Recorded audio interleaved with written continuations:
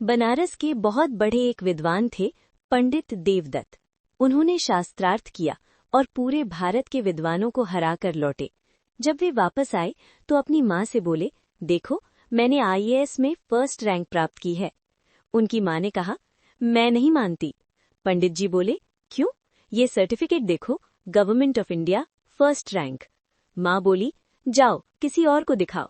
यहाँ एक जुलाहा रहता है कबीर, उसे शास्त्रार्थ में हराकर दिखाओ, तब मानूंगी।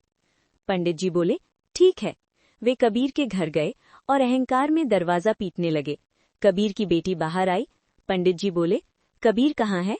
वो बोली, वे बाजार गए हैं चादर बेचने। पंडित जी बोले, चादर बेचता है? हाँ, उसने जवाब दिया। पंडित जी बोले, उसे बुलाओ।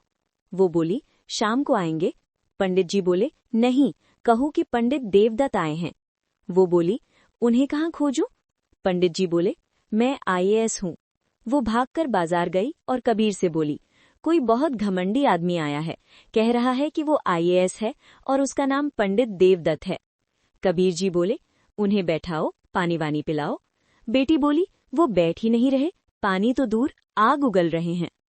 तब कबीर जी आए। उन्होंने नमस्कार किया और विनम्रता से प्रणाम किया। पंडित जी बोले, तुम्हारा नाम कबीर है? कबीर जी बोले, हाँ। पंडित जी बोले, मुझे तुमसे शास्त्रार्थ करना है। कबीर जी बोले, मेरे साथ? पंडित जी बोले, हाँ।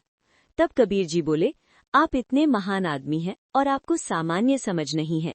हम तो नीच जाति के जुलाहे हैं, हमें शिक्षा का अधिकार ही नहीं है। हम अनपढ़ हैं, अनपढ़ से कैसे शास्त्रार्थ करोगे सरकार? ये सुनकर देवदत्त को लगा कि बात सही है। उन्होंने कहा, तो तुम हार मानते हो? कबीर जी बोले, हम तो पहले से ही हारे हुए हैं। पंडित देवदत्त अपनी माँ के पास लौटे और बोले, आपने कहाँ भेज दिया? मैं गया और बताया कि मैं गजोधर सिंह हूँ तो वो डर गया, पैर पकड़ लिया और रोने लगा। माँ बोली, मैं नहीं मानती, लिख कर लाओ। फिर पंडित जी कबीर के पास गए और बोले, लिख कर दो कि तुम मुझसे शास्त्रार्थ में हार गए। कबीर जी बोले, आपको क्या हो गया है? जब मैं पढ़ा लिखा ही नहीं हूँ तो लिखूंगा कैसे? पंडित जी को अपनी बेइज्जती महसूस हुई। कबीर जी बोले, जो तुम्हें लिखना है तुम लिख लो। पंडित जी ने कागज पर लिखा, मैं कबीर पंडित देवदत्त से शास्त्रार्थ में हार गया। फिर कबीर जी से बोले, इस पर हस्ताक्षर कर दो। कबीर जी बोले, हस्ताक्षर नहीं कर पाऊंगा, अंगूठा लगा देता हूँ। पंडित जी बोले, ठीक है। कबीर जी ने अंगूठा लगा दिया। पंडित जी वो कागज लेकर अपनी माँ के पास गए। जब माँ ने पढ़ा तो उसमें लिखा था, मैं पंडित देवदत्त कबीर से शास्त्रार्थ में हार गया। माँ हंसने लगी और बोली, मुझे पता था कि तू हार जाएगा। पंडित जी हैरान रह गए और बोले, ये तो गलत छप गया। फिर वे कबीर के पास गए।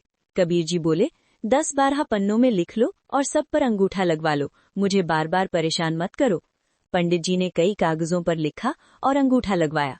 जब माँ को दिखाया तो हर कागज में यही लिखा था, मैं पंडित देवदत्त कबीर से शास्त्रार्थ में हार गया। मामला गंभीर हो गया और राजा के पास पहुंचा। पंडित देवदत्त बोले, महाराज, ये कबीर बहुत बेईमान है, ये कोई तंत्र विद्या जानता है। मैं कुछ और लिखता हूँ लेकिन लिखा कुछ और जाता है। सुल्तान ने कहा, मेरे सामने लिखो। पंडित देवदत्त ने लिखा, मैं पंडित देवदत्त कबीर से शास्त्रार्थ में हार गया। सुल्तान ने तुरंत एक तमाचा मारा और कहा, खुद ही गलत लिख रहे हो और दोष कबीर को दे रहे हो। वहीं बैठी उनकी माँ हंसने लगी और बोली, तू कब समझेगा, तेरा अहंकार तेरी आंखों पर पर्दा डाल चुका है। सीख, अहंकार इंसान की सबसे बड़ी कमजोरी है।